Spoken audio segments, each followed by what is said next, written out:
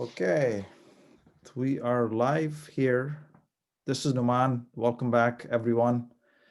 Wendy, good to have you back. Jason, Thanks very much. welcome, Jason. Thank you. And we're I see waiting we've already got for, people starting to for come on. So today's is our fourth webinar in the series of the Industry 4.0 series, and this is about developing transformation roadmap for Industry 4.0. We'll give everybody just another minute or so here, and then we'll kick it off. Again, thank you to IndustryX and everybody at IndustryX and Wayne State University. Thank you to Wendy for joining us from Jacobs. It's kind of been a culmination of a variety of topics over the last three webinars and kind of the capstone today. I think that anybody who's interested, if you weren't able to attend the earlier webinars, if you go to the IndustryX social channels, you'll find links to the replays out there so you can watch them. You know, the first one we talked about what is Industry 4.0 and how does it impact business, and then we specifically dug into the operations side in webinar number 2, and then in webinar 3 we looked heavily at the supply chain side. So feel free to go back and check those out. And Noman, I see that we've already got quite a few folks on here today, and unless there's any objections, I think we can get going. Yeah, so I think we should get going. For people who are on the line, feel free to use the chat. If you have any questions, we'd like to get the chat going throughout the webinar. But anyway, welcome everyone. And Jason, go ahead, please. Perfect, and thank you again. And welcome everybody to our fourth and not necessarily final installment of this webinar series, pulling together IndustryX and various industry partners like Industry Reply and Jacobs, talking about everything in when it comes to Industry 4.0 and how it impacts business. Today, we're going to really talk about developing a transformation roadmap, what that looks like, what you need to talk about and what you need to think about, and how you can identify proper partnerships as you move down this journey. I think a lot of things that we've talked about in the previous webinars were around the specifics, deep detail around the data analytics, around the supply chain, around operations and value scaling. If you remember right in webinar number 2, we talked a lot about how to get data out, right? Whether it was the operation systems or whether it was developing the use cases to identify those touch points for collecting data. Or in webinar number 3, we talked about the deep supply chain analytics. All of those things are important, but having partners in like IndustryX or Industry Reply or Jacobs that help you drive through that transformation roadmap. That's really what we're going to focus on today. And I'd like to welcome back Noman from IndustryX and Dr. Chinham from Wayne State University and Wendy from Jacobs International. So thank you everybody for today. Just as a reminder, the reason we're all here, and Noman, just quickly as a quick recap, IndustryX, what is it? What's the partnership and how does it play with Wayne State? No, good. So earlier this year, we kicked off this initiative called IndustryX, which is focused on developing a center of excellence for operation excellence. And the big focus for this whole initiative is how can we leverage technology, artificial intelligence, Industry 4.0, data-driven approach to transform industry and transform operations. And this is what is needed right now, what we're seeing, and we're going to talk about in this webinar, that there's a great need for this transformation within operations. And this is what we are doing. And for this reason, we're building this ecosystem, and we're happy to have Reply as a key partner in developing this ecosystem. And we're looking for other partners as well. We're looking for companies to work with. We're looking for technology partners. We're working with fellows who are industry professionals. We have a student ambassador program, and we like everyone to join this program. And feel free to reach out to us. And we're excited to be here and bring the service to everyone. Well, thank you, Noman. And just as a quick reminder, Industry Reply, we're part of the global Reply Network group. We've got over 8,500 people worldwide. We've got a variety of technology services that we offer. But here at Industry Reply, we really focus on Industry 4.0 across the entire supply and value chains. So we really focus on helping customers find unique problems within their supply chain and their value chain, and then apply technology to help solve those problems. So when we talk about Industry 4.0, we've went through a variety of topics, as I already talked about. We know that Industry 4.0, as part of the fourth industrial revolution, is driving changes in areas that we haven't necessarily been able to attack before. And we're going to talk about a few of those things today. And we've got a little bit of slideware today, but really we want to focus on interactive discussion. So if you've got thoughts or questions, bring them up in the chat or in the Q&A section. But I'd like to start with Noman. And Noman, can you talk to us a little bit about how Industry 4.0 is really helping, I don't even want to say changing, but how it's enhancing the productivity and how it's upskilling the labor force today? I think is a great point. I think it's as what we're seeing that from the data that for the last number of years that the labor productivity has been stagnant. So the tools that we have used like Lean, Six Sigma, and other continuous improvement operation excellence tools, I think they have helped. But now with the advent of technology, we're looking for a step function improvement. And this is what this Industry 4.0 tools and technology is bringing with these tools. And it's helping us to move into another area of improvement. And it's also helping us with this unpredictable growth environment that we are in, that where we need to go and how our businesses can grow. So I think from the operational excellence standpoint and the business evolution standpoint, those are the key challenges I see within the business. And as we're going to talk more in this program, we need to connect this technology and what we are doing with Industry 4.0 and with this on this forum to these two key aspects of this of the challenge.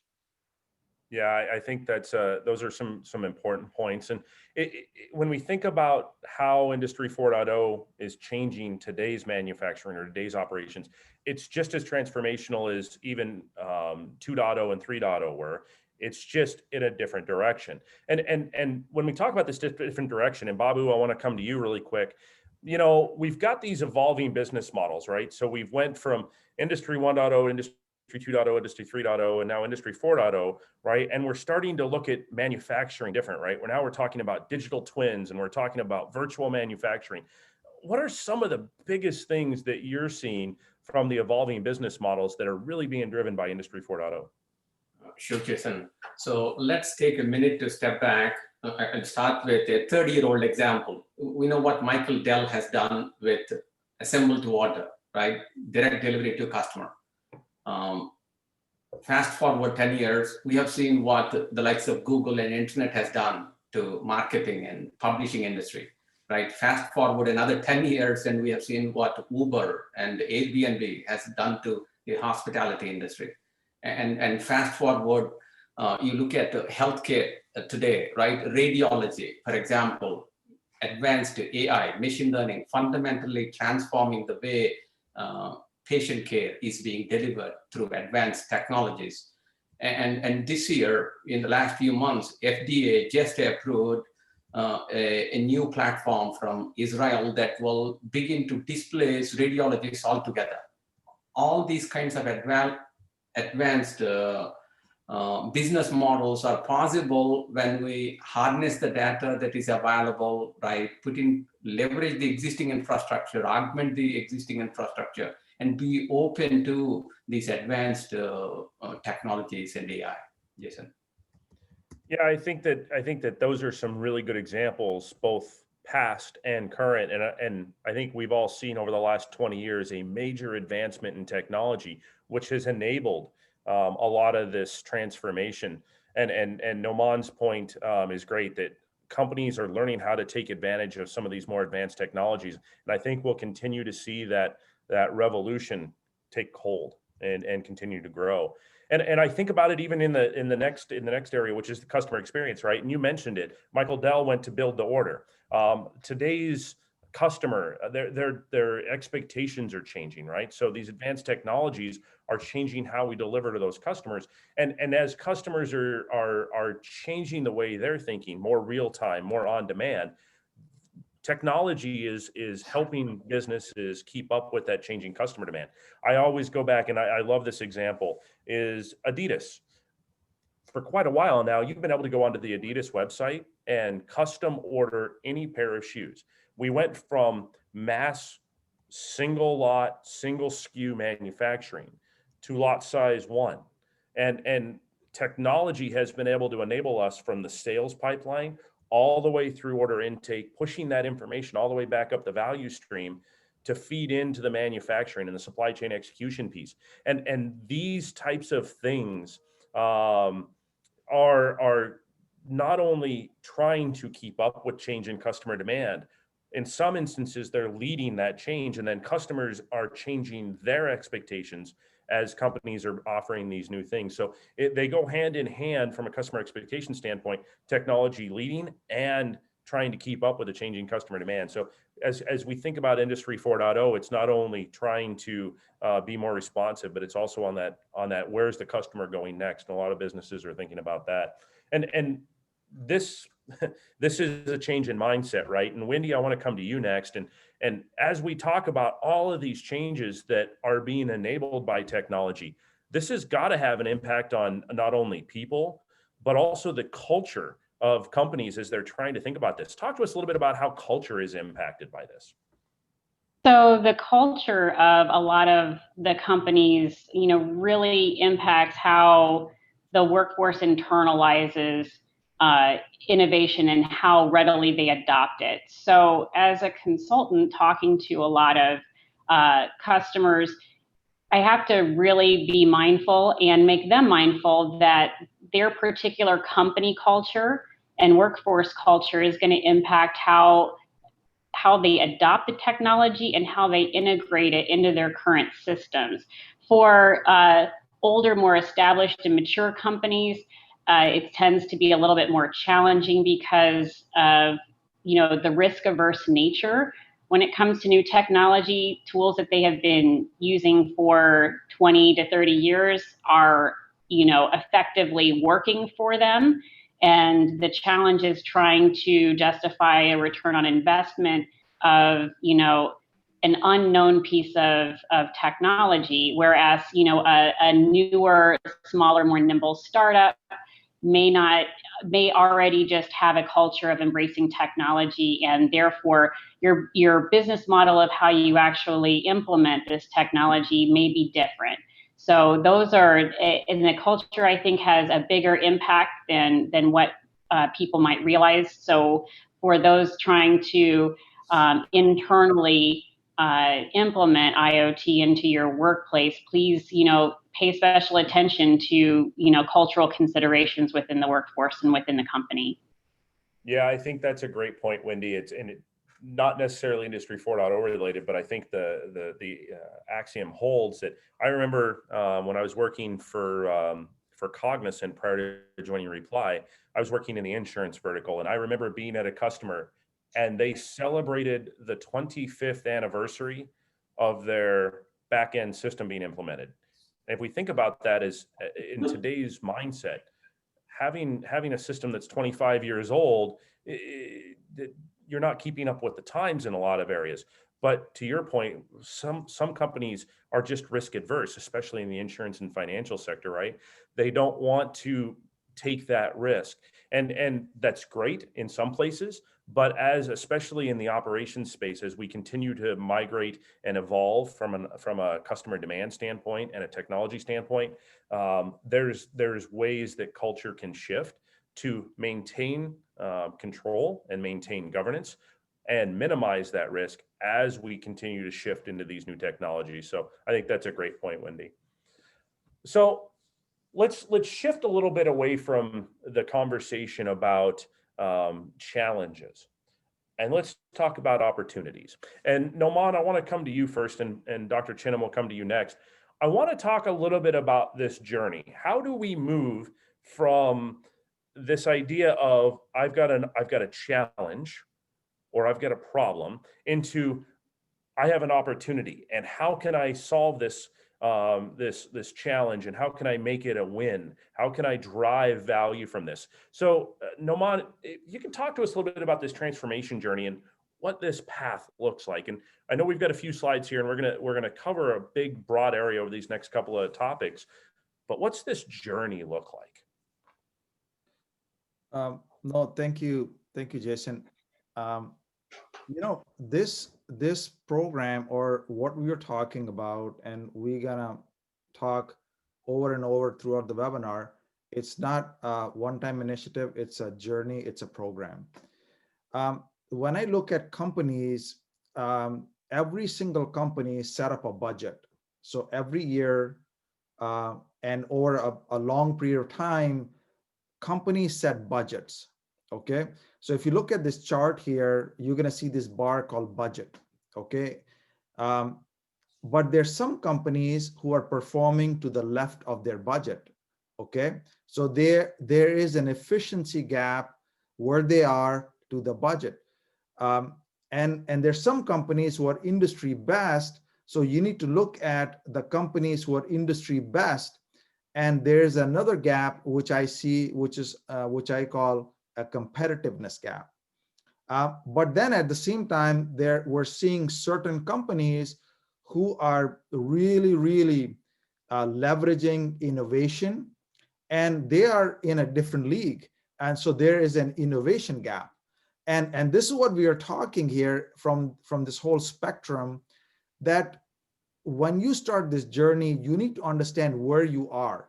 Are you at the actual, where like you're not even meeting their budget and you have to take some actions to go from actual to meet the budget? Or you're not the industry best and you need to move to the industry best, and there is a competitiveness gap that you need to understand? Or you need to leverage innovation where you need to look at not only improving your process, but looking at the business business models. Like, what are the new business models? How can you innovate through the business models? And this is I think this is the first picture as a company start the journey. I want them to take a look at and make some key decisions based on this journey before they start on this roadmap. Yeah, I think you're right. And I think the big thing to think about there is that any of these journeys that you want to talk about, and I know we're going to talk a little bit more about POC purgatory here in a little bit, but these aren't one-time projects, right? It's that continuous cycle. And Dr. Chinham, as we look at this transformation journey, right? And specifically as we think about not only how to think about getting into it, but once we're into this journey, how do we take the information that we have? How do we continue to augment this and become better at what we do? And specifically from the data side, I know that you're very focused on this area. How do we take what we do get and analyze that and look at what we're doing to make sure that we're seeing that ROI for our investment? Sure, Jason. So Jason, working with many companies across numerous industries over the past 30 years, what I have observed first and foremost is most companies are very insular, right? In particular, the established firms have this mindset that it's not invented here, kind of a culture is present, right? And Wendy was talking to that, the risk-averse nature within many of these established firms. So the first thing to recognize is the best practices are rarely in your industry, and gone are the days where we think about, who is the leader within our segment and trying to sort of, close that gap. So we need to basically seek out best practices across industries, because, gone are the days when we could basically say, oh, there is this notion of a clock speed. Certain industries, capital intensive industries, tend to move slowly, and I have the luxury to sort of, catch up.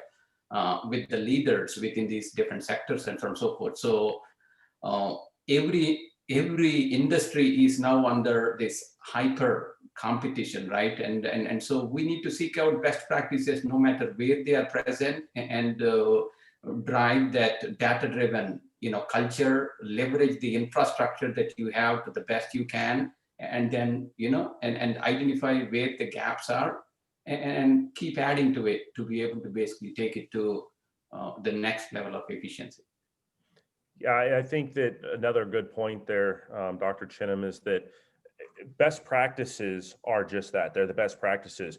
But one thing that we've learned from experience is that what solved a problem in customer A is not necessarily the exact same solution at customer B.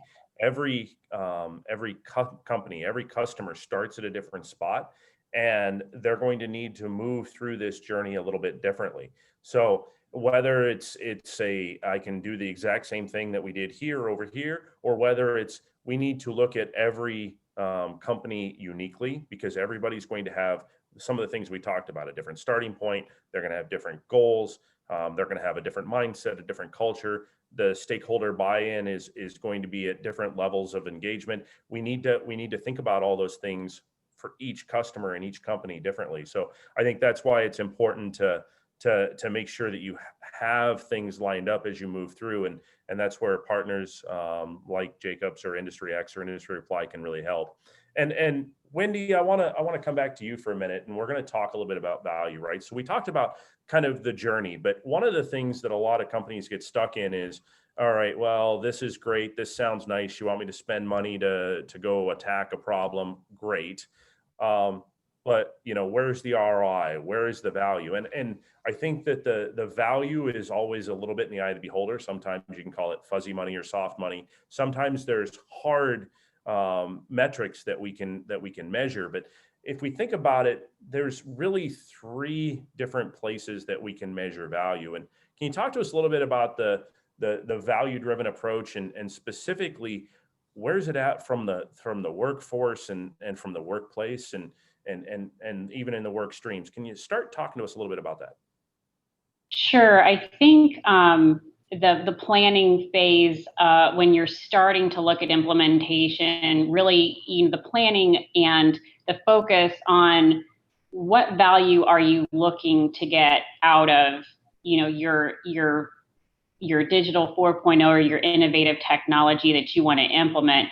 And I know that Dr. Chinham touched on it briefly, but it's not just a project-specific value that you should be looking at. It needs to be enterprise-wide. So in talking to customers, in fact, I had a recent conversation where I discovered, hey, there are several different groups within the same organization working on some type of proof of concept, some type of trial with different platforms and different individual group values, like what they believe would be their KPIs. So I think that the big key in making sure that you're identifying the correct value for your enterprise is to look at it enterprise-wide, not just group by group or project by project, and establishing that cross-disciplinary team to make sure that in the planning phase, you're really identifying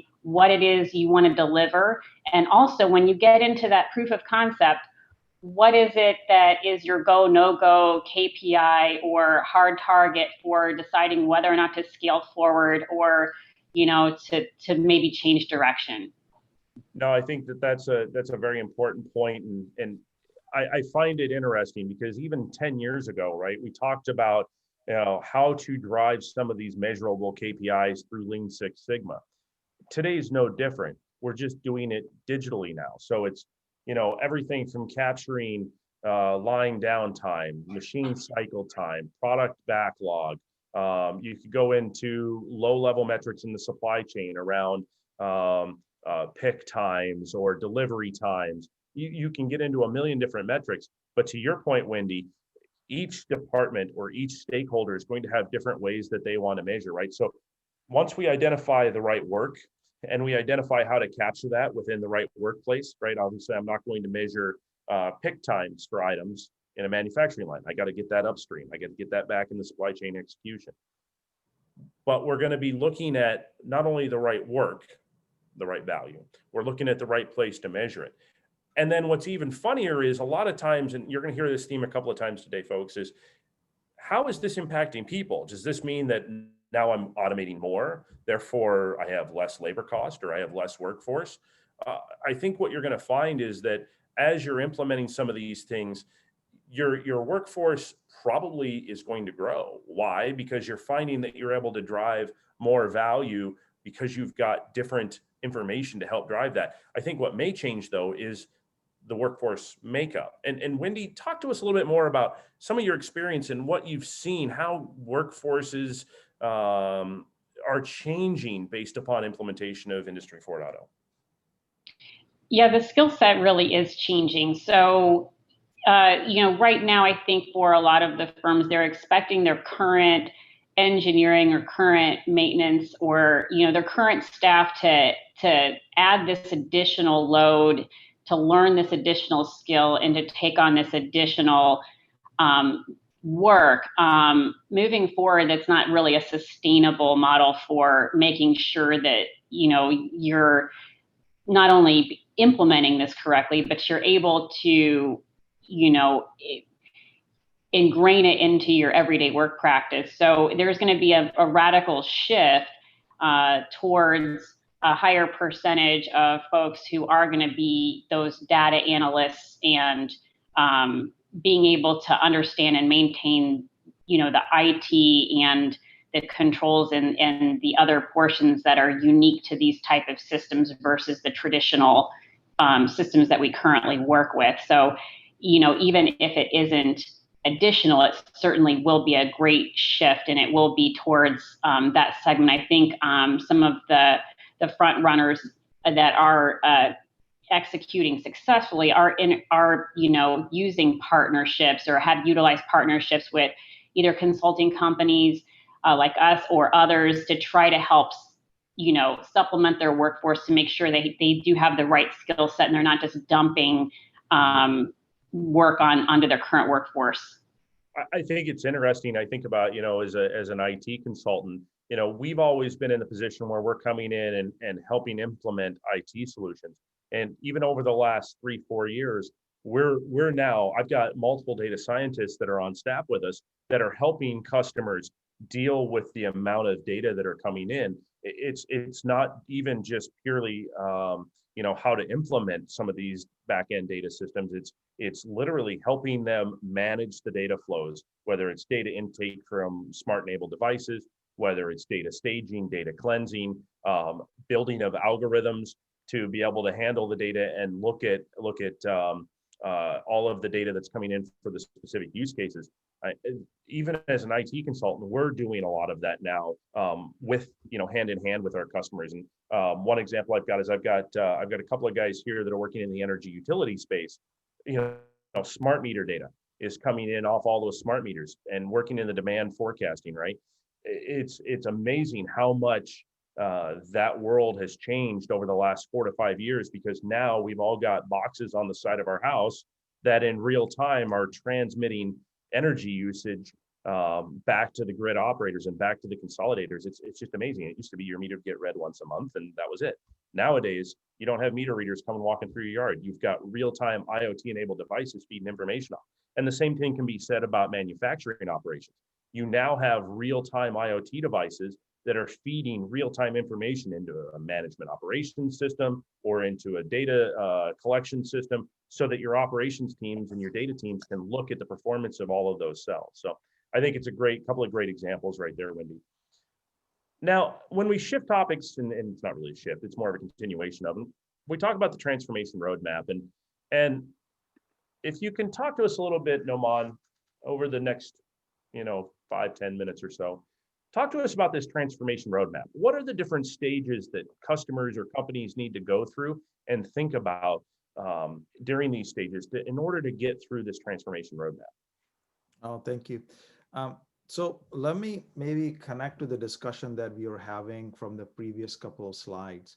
So the first slide, we talked about the transformation journey and the types of gap that we have. So we talked about efficiency gap, competitiveness gap, and the innovation gap.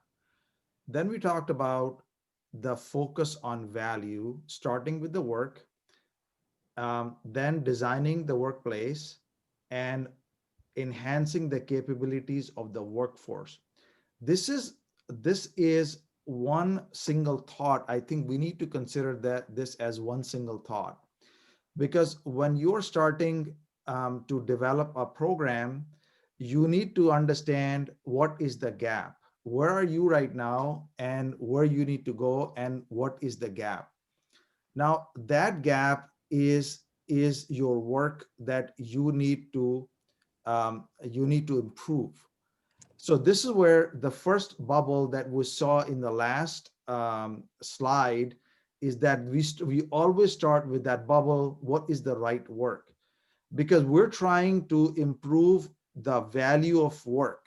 Okay, we are enhancing the value of work, and based upon that, when we look at the workplace, that defines the projects, that defines, based upon the gaps, what type of projects and what type of, maybe if we starting with one plant, within that plant, what type of workstations or what type of department that we need to focus and we need to fix.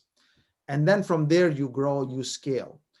And based upon the transformation that you need to do in the workplace, we need to understand the workforce needs, the capabilities that we need to improve, the people. Because when we are going to a certain area where we are doing a transformation, we need to understand what is the capability of that area. And that is the starting point of this whole program, the journey. And this is why the first phase is all about doing this, which is the discovery phase. The discovery phase is about understanding where we are and where we are going. What is my capabilities? What are the opportunities? What is my values? What are my unique selling propositions? All of that analysis, and based upon that, we developed an aspiration blueprint, step number one of the transformation roadmap. Now, once we have the aspiration blueprint developed, what we need to do is, the first thing is, we need to understand who are the stakeholders and are they fully aligned with that mindset. So we need to go and align the people and the right people, bring those people on board, because otherwise we're going to have some issues. If we have maybe unions, if we have department managers, we have maybe people who are influencers within the operations, we need to understand what is the makeup of those people. Let's go and align those people in this first step. Then we need to look at the project portfolio. We need to look at the resource allocation. We need to look at engagement and mobilization of people, and communication of the vision to the people. So this is step number two, alignment. And through this, we develop a transformation roadmap that clearly give us a roadmap that what we're going to do and what projects are coming and how we're going to go move forward. Then we start with the third step.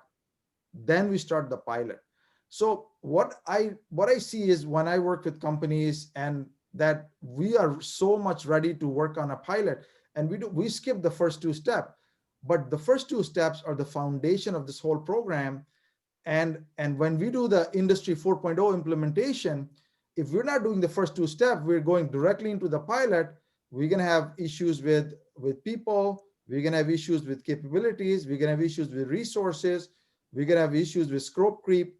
All of those things we've seen in projects. So before we get into the pilot, we need to do step 1, 2, and then we do pilot, and we show visible transformation within pilot. We develop capabilities within those pilots. And then after that, we're ready to scale, which is the fourth step. I think that there was a question that was asked by Sammy, and I'll answer it a little bit live here too, which is, part of the problem that a lot of companies face is they're really good at the operations side. They know their business, and maybe they've got a pretty good IT team, but a lot of times The operations side doesn't know anything about IT. The IT side doesn't know anything about operations. So his question was, what strategy would you recommend to overcome this practical problem for better transformation? And my response, and we'll let the panel kind of answer this as well, because I think it's a really, really important point. But I think having the right partner is key, because I have not seen a single company in my years of doing this where a company has just been able to say, oh, I'm doing it all on my own. I don't need any help. I think choosing the right partner is key, and having that marriage of operations knowledge and IT knowledge is one of the most important things that you have to have. At Industry Reply, and Wendy, I'll let you talk about Jacobs here in a minute. What we focus on is bringing both business knowledge and IT knowledge to the table. And I think, Wendy, you guys focus a little bit more on the business operations side, right? But I think that having partners like IndustryX, like Industry Reply, or on the business side, like Jacobs, having them come in and say, look, we get both sides, because it's very rare where you see any company inside where they know all of it, right? And I've worked on the manufacturing floor before. I agree with you. Very rarely do you see the two sides combined. And Wendy, let me just come back to you and get your answer to this question. I know you do a ton of work with teams that are implementing smart factories and smart operations. Is the question that Sammy asks, do you agree that that's one of the bigger problems that's out there? Absolutely. And that really should come into that discover and alignment phase. You want to form your partnerships, whether they're internal partnerships with different areas within your own company, or external partnerships like with a consultancy, is really important to make sure that you get steps 1 and 2 correct, or just like Noman pointed out, the pilot phase will not be successful. You'll see the failure points of not doing your discover and align phases correctly. This technology requires, and like I was saying before, an enterprise-wide view. Very few people really understand or have a lot of depth of expertise, for example, in manufacturing, in controls, in scheduling, in facilities. So it's really important to make sure that once you identify all the key areas of your enterprise, that you pull in partnerships where you have a weakness or where you have a gap to fill, to help make sure that discover and align is done correctly so your pilot can be successful. Yeah, thanks, Wendy. And Dr. Chinham and Noman, I don't know if you had anything you wanted to add to this, but I think that Wendy's point that these are the things that have to be addressed very early on in the discover and align stage. Do you have any insights to that? No, I completely agree with all the great comments made so far, Jason. It is about making sure that we approach the transformation rightly and not be in a rush to jump to pilots. I mean, there is a reason why 70 to 80% of these projects tend to fail, because you're not going through that proper planning exercise and alignment exercise. Yeah, Noman, did you have anything to add? And we've got another kind of question / comment that came in here that we'll get to in just a second. But Noman, specifically about that question that was asked by Sammy, did you have any other insights to that?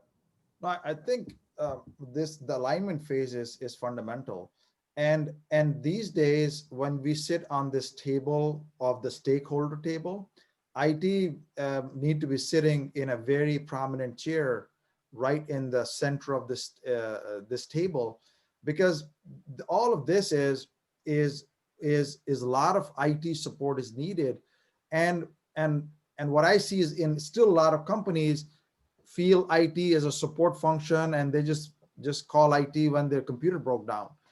But I think we need to move forward with that mindset, and coming back to Wendy's point about the mindset and culture, because we want to win that mindset, and we want to have IT be a part of this whole dialogue, because they can really help. They have a lot of answers, and they can supplement this team, and they can play a key part in that. All right, thank you. I think it's interesting, and it's like I said earlier, it's unique to every company where they're at, right? This is something, and we'll talk about this here in a minute. This is something that's not just for enterprise customers. It can be for medium-sized businesses, small businesses, anyone who's looking to take advantage of technology can go through this transformation roadmap. It's not all about one size fits all. So, when we think about these roadmaps, and I want to transition just slightly, and Wendy, you and I are going to talk about this a little bit. This is sorry, two more points on this slide before we get out of here. This is a constant feedback loop, right? So there's not a one size fits all approach to any one company. There has to be this continuous feedback loop between each of these stages, and we talked about it already, which is this is not an ongoing project. It's a continuous feedback and improvement loop. So when we look at some of the benefits, right, that companies can try to achieve out of this as they go through their discovery stage and their ideation stage. And there was a white paper that was written by the World Economic Forum in combination with McKinsey in January 2019. And this is just a snapshot of some of the things that were in there. They went through 20 different lighthouse factories that covered, I think, like 15 different companies that looked at how can companies benefit from taking advantage of some of these things. And like I said, every company is a little bit different. And just a couple of key points. We talk to customers all the time, and I was talking to a customer even just yesterday around they're already in the value scaling stage of their roadmap. They have done implementation in over 200 factories globally, but they're still only 40 to 50% of their way in their transformation journey in their mind. They still have a lot of legacy equipment, right? And they can do Lean Six Sigma, which manages the people processes, but they can't get all the information they want. The quote that came from the customer yesterday, which was, the data scientists always want more. They always want more information. They always want more data, because that's how they're going to drive even further benefit. And some of the things that customers are talking about, right? Whether it's driving a decrease in unplanned downtime, whether it's driving a decrease in logistics cost, it's driving unit output. All of those things are some of the metrics that you can use, but and every company is different. And Wendy, I want to come to you because I know you're working with a few different customers right now. What are some of the big ticket items that a lot of customers are looking for? Like, I want to be able to achieve X. Some of the biggest is really is operational efficiency related. So OEE is definitely at the top and forefront of everyone's mind, just because downtime is obviously is equivalent to money, right? So that's probably the number one that I've seen, is trying to move from a more of a preventive mindset into a predictive maintenance mindset, to try to get ahead of breakdowns before they actually occur. Those are some of the biggest KPIs. That's the biggest KPI I've seen so far.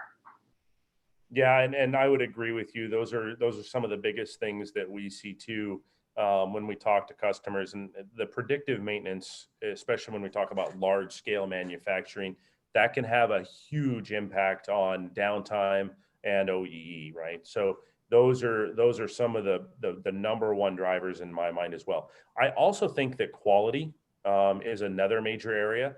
A lot of companies are starting to look at how to measure quality in a different way. It used to be a lot of times that you'd have a quality inspection within a lot, and you would take those samples, 1, 2 within 100, or 1, 2 within 1,000, whatever the number is, depending on what you're manufacturing, as your quality benchmark. Having the ability to automate some of those quality checks. I know an auto manufacturer recently that we've talked with that is now using IoT sensing for quality checks on welds. And that has, we always talk about shift left in IT. This has been a shift left approach for their quality checks in their manufacturing processes, because they were able to automate that and use robotic scans of those welds.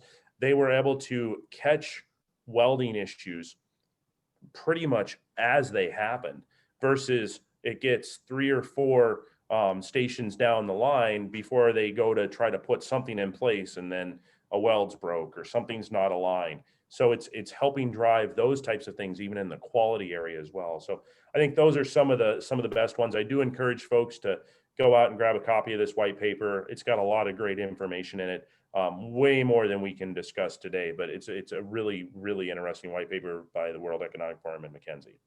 And Jason, I think it's important just really quickly to understand that when you can positively impact OEE and positively impact things like quality, there's also secondary benefits such as manpower reallocation. Maybe you don't need that large maintenance or quality workforce anymore, and you can shift them into a more skilled type of labor category. So that can be really beneficial as well. Yeah, absolutely. And we talked about that a little bit earlier, right? How the workforce is changing, right? So maybe we've got less manual labor and a little more technical, or we're able to upskill and drive even more value from those day-to-day activities. Same thing that we saw with previous industry revolutions, right? Moving from the manual to the automated manufacturing lines. And just quick time check, folks. We've got about 10 minutes or so left before we need to kind of start the wrap up. And we've just got a couple of slides left that we want to talk about today. But there's a lot of lessons learned as we've gone through the journey we've already gone through with a lot of customers. But even looking forward, how we can continue to build upon these. And all of us are going to talk a little bit about this. But one of the big things that I think that customers and people don't realize as they're working through this Industry 4.0 revolution is that there's more than one way to be successful. And as we talk about some of the ways to measure success, and we talk about some of the ways to grow in this area, it's not just about manufacturing ops. It's not just about driving a specific value point. It's leveraging on all of these pieces. And Dr. Chinham, I want to start with you. If you can talk to us a little bit about some of the things that you're seeing customers measure from just big data and some of the ways that they're being successful. Sure, Jason. When we talked about a number of important KPIs that we care about, things like OEE and being able to deploy, predictive maintenance and things of the sort. But the reality is vast majority of the companies don't even have visibility. Forget about being able to do anything sophisticated in terms of predictive analytics and prescriptive analytics, right? So that is the current state. We have information systems, we have these data streams, we don't leverage them, we don't try to generate the insights that would allow us to sort of drive efficiency, right? So visibility is key, right? That is the first step. And there are many companies where visibility is maybe all you need, right? Again, Jason, you commented on this a couple of times already. It's not one size fits all. But the first step is to ensure that we have excellent visibility, real time as to what is happening. Are we able to find patterns that show lack of coordination across different units, right? So IndustryX is launching a new pilot with a tier 1 automotive company, which is a world-class lean facility. But what we have noticed is they are lacking, right, a real-time visibility into their different operations to be able to drive their efficiency to the next level. But when you go into some facilities, visibility is not adequate, right? As Wendy is talking about, it could be that we need to basically look at, anticipate failures for key assets within the facility, right? Predictive maintenance and things of that sort. And then there would be other facilities where we need to even go beyond predictive analytics and look at things like, how do I make decisions, prescriptive analytics, things of this sort. So we need to basically, as Norman talked about, we need to very carefully go through that discovery phase to basically say, what is it that we really need, right? What is right for this facility, right? What infrastructure do I have? What can I do with what is available today, and then identify the gaps and work towards adding that additional infrastructure, partnering with companies that have expertise in this space. And we talked a little bit about IT. The reality is in most companies, IT has dated practices, right? Most companies don't have IT teams that are very knowledgeable about these kinds of technology. That's another reason why you still need to partner to bring in that IT expertise, right? The ability to integrate, rapidly integrate, develop flexible and scalable platforms so that you can add to your platforms over time to be able to drive this efficiency. Yeah, and Babu, thank you. And Noman, if we think about some of those things that Dr. Chinam just talked about, applying those and driving this ecosystem, right? I think you can speak directly to this, helping build that partnership ecosystem and working to augment and not replace your workforce. I think these are really key things that a lot of companies don't understand. Is that one, I think sometimes they struggle to understand that they do or don't know it all, whatever the case is. But two, understanding that, look, this is a new revolution. This is a new way to grow. Talk to me just briefly about why that's so important. And Dr. Chinam talked about that it is important, but why is that so important? So the concept of open innovation and ecosystem advantage is real. And I've seen companies who have this mindset that if we need to innovate or we need to create something, we take pride in innovation. Sometimes innovating yourself or creating a new product may not be a good idea for you because the technology is moving so fast, and there are companies who are specializing in that. Give an example, like so many times we have seen automakers have tried to build, maybe brought in source work or business. Like for example, seat manufacturing. So many suppliers, so many OEMs tried to build seats themselves. They set up factories, but most of the time they fail. Those experiments failed, and they go back to companies who specialize in this. So when we think about this environment is all about speed. This environment is speed only. You make money by being out and producing something which is relevant to your customers. And if you are trying to create that yourself and you're not able to create, you need to immediately go out and seek help, because this market is very ruthless. This market is not caring for nobody. Okay, this market is not caring for maybe established players, and we have seen that what Tesla is doing to OEMs from Detroit. You know what these new companies are doing to what Airbnb is doing to the whole hotel industry, because when the mindset is I want to innovate, I want to do something myself, but you want to focus on the speed also. And for this reason, this open innovation and ecosystem is key, and connecting with universities, academia. And this is the reason, one of the key opportunity that companies have to work with IndustryX is we have a huge network and huge faculty, research faculty. They're doing maybe on 10, 20 years advanced research. So if you want to do research, come to this established, this R&D ecosystem, which is there already. Just network with them. So this is the whole idea about this open innovation and ecosystem. No, I think that's a good point. And just kind of 4 or 5 minutes left here, and want to talk about how to start the journey. And each of us has a little bit different view on what this path looks like, but we laid out the path for you in today's conversation. And as we look at how to start this journey, I think the big thing is, if we think about what the competitive advantage that you're trying to drive is during that discovery phase, what is it you're trying to do to improve your operations, and how are you going to improve those? And Wendy, I'm going to start with you from a business consulting side, and a lot of times companies will reach out to Jacobs and say, hey, I've got a problem, or I've got a thing that I want to do. Can you help me, bring this to ideation? And what's your approach just straight out the gate when a customer calls you and says, all right, how do we start?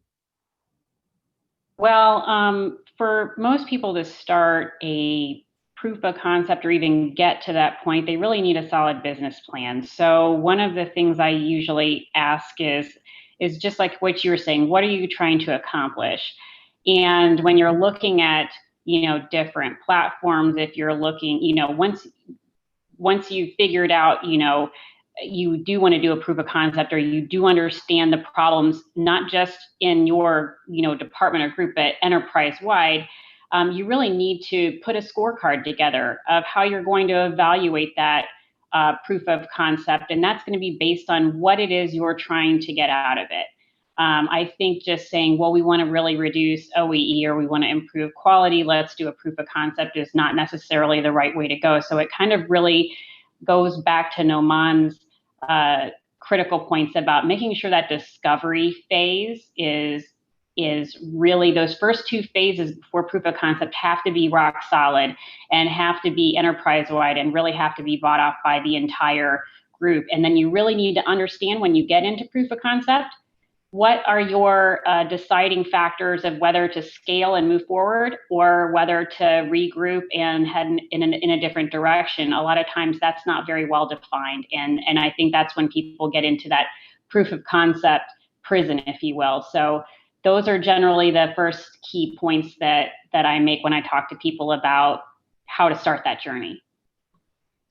Yeah, I think that's important. And Clint just brought up an interesting point that from the operations side, a lot of times they feel like, hey, I know my business, but I don't know anything about IT, and they just rely on IT. And I think that a lot of times, and Clint mentioned this, he goes, we need to have a better way to write our own needed modules and let IT get the hardware side running.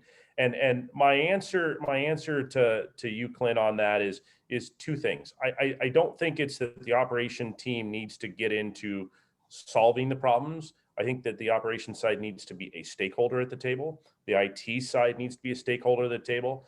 But the number one thing that needs to be realized there is that no one person or group has all the right answers. That's why developing this collaboration, developing the stakeholder buy-in, developing the partnership is important, right? I can tell you that a company like ours, like Industrie Reply, we understand both the business side and the operations side. But what I can tell you is we don't understand how your company is operating. We don't understand how your IT group is put together. We may not even fully understand what you're using from a platform. What companies like ours and Jacobs can bring to the table is the broad knowledge and the expertise of how it's being done. Bring that best in class to the table. So, Clint, I hope that answers your question out there. Dr. Chinham, we've got about 2 minutes left here, but still want to talk to you and Noman just a quick topic on this. But the data science and the analytics, right? And I mentioned this in an answer to a question a little bit ago. Not just collecting the data is important, but understanding the data is important. Talk to us about this journey and why it's important to understand where to collect the data, what data to collect, and how you're going to use that data. How is that important in this journey? Sure, Jason. So we already talked about the different types of analytics, right? Starting with the descriptive analytics and advancing to predictive analytics when appropriate, and then getting into prescriptive analytics and things of that sort. But none of this is possible if you don't have good information. The good thing is most companies do have a data collection infrastructure. So you need to first understand what is available, what is missing, what is critical to be able to address the pain points, within the business. But as Clint and others are talking about, right, data science and analytics is where you derive value, because in the end, it is allowing you to drive efficiency, plan better, right? Be more nimble, things of the sort. But you do need to basically think about that infrastructure. Do I have the right kinds of sensors if I want to do predictive maintenance, right? Do I have the appropriate connectivity platforms, right? Am I managing the security? This is where IT needs to be involved, right? They may not know much about how to basically drive that operational efficiency, but you need to make sure that those networks are secure, right? And you are managing and governing that data. So the data governance is an extremely important piece that every company is talking about. But the core focus ought to be, in the end, how are we leveraging that data, and how are we, utilizing that data to basically increase the speed of business and driving efficiency? No, thank you, Dr. Chinham. And Noman, I want to transition to kind of close here, and we can kind of wrap up. I think we've talked about a lot of great topics over the last 8 weeks now. Is that right? 8 weeks, 10 weeks, something like that we've been doing this. It's I think it's great that we've been able to, engage with a lot of folks from a lot of different industries, but this is just the beginning, right? As we talk about the journey, right? I think it's important for folks to understand that companies like IndustryX, Industrie Reply, Jacobs, ultimately, we're here to help people and help companies. And my ask for folks that are on today's webinar and that may be watching this replay is think about that partnership ecosystem that we've talked about over the last 8 weeks, right? Reach out to companies like Industrie Reply. You can find our information on industryreply.com. There's a link here for our Industry 4.0 topics, or you can email us at info.usa@reply.com. And the same thing goes for IndustryX. You can reach out to these guys, talk to them. They bring both the academic side with Wayne State and collaboration with Dr. Chinham and his team. They also bring real life experience to the table. And Noman, I'll let you close here. I think it's important to, again, restate why IndustryX is here and why IndustryX is a great partner for companies as they start this transformation roadmap. So, we've been talking about the challenges, either from the business side and workforce development side. And we are here to help. We are talking to a number of companies. We're working with a number of companies. We're talking to the city of Detroit. We're talking to MEDC, Michigan Economic Development, and other organizations, because the job is too big. The job is too big right now, and the stakes are high. So reach out to us, and we can help. And I want to leave a final thought for everyone as we are closing. And the final thought is, this may seem very difficult, but the foundation of innovation and all these big companies we see is a very simple principle. And that simple principle is dream big, start small, learn and scale fast. It's a very simple principle. And I welcome you to think about this principle and take the journey, take the first step. Okay, you will have difficulties, but take that first step. And that is my final thought for everyone. Thank you, everyone. Everybody, thank you very much for joining us today. I know we ran 1 to 2 minutes over. The replay will be up on the social channels here very soon. If you have any questions, feel free to reach out to us, info@industryx.org or infousa@reply.com. Thank you, everybody. It's been a pleasure. Thank you. Thank you, Wendy. Thank you, Noman.